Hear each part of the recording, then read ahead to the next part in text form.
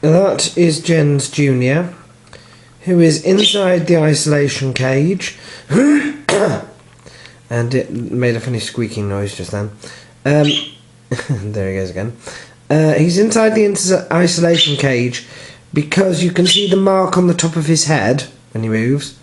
No, it keeps getting... There we are. That is where he's scratched pin feathers and made them bleed. And I like to bring them in so I can monitor them for a couple of days, just to make sure that they're not, excessively bleeding or anything.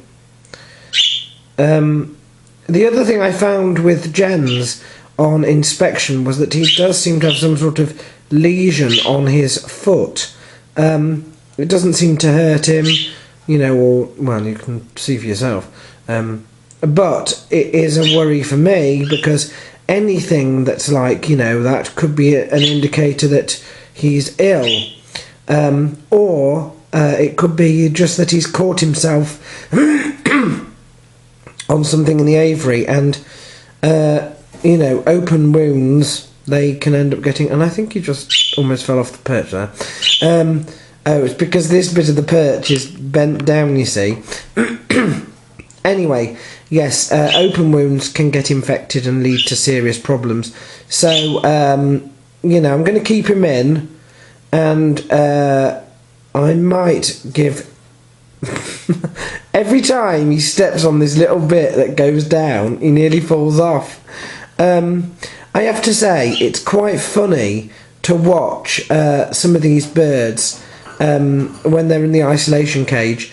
Jens particularly, he's never been in a cage properly before. Presumably he was as a juvenile, and obviously for I don't know how long it was before he was sold to me. But a cage like this is not something that he's ever been in before. So it's always quite funny to see how they react. Often they react in one of two ways. Either they flap about because they are, they don't like being in a small space, having been in an aviary for so long.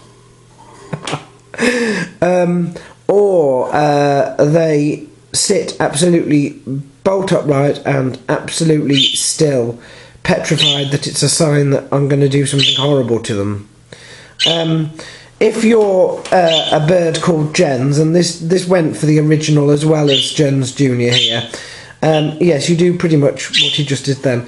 He turned his back on me, and for the first hour he just sat and he looked at a blank bit of wall. And every so often, now he's getting excited, every so often he would turn around to see if I was watching, to see if I was interested in his his hissy fit. But he's come out of that now, so now he's sort of just wondering what it is he's supposed to be doing in there, I think.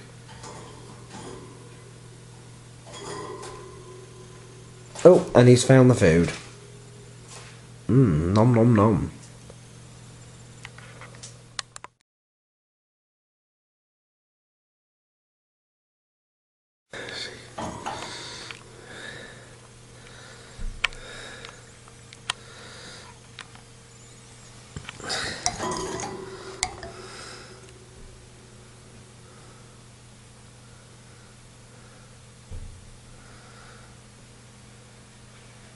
You can really see in this light just how yellow he is. He's actually sort of a motley colour down his back and a green on the front.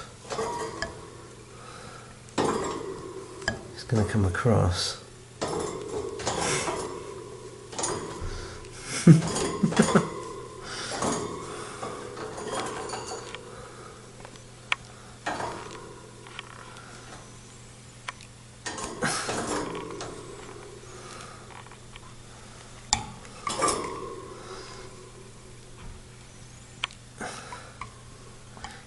He's a little more interactive than the original Jens, I have to say.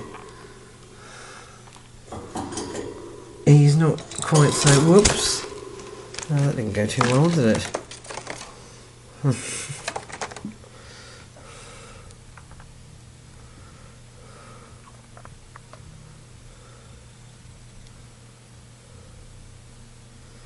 But,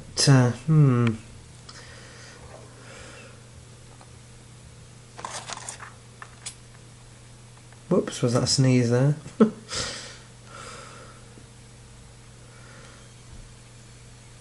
Oh, make sure he's alright.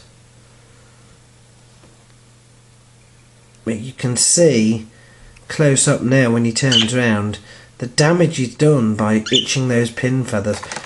There we are, you see. Pin feathers are new feathers, and they are supplied. They have their own little blood supply. They're incredibly itchy until they're properly formed, and the birds do have a tendency to scratch, some more than others. And yeah, they can make them bleed, and they can bleed excessively, which can be a bit of an issue.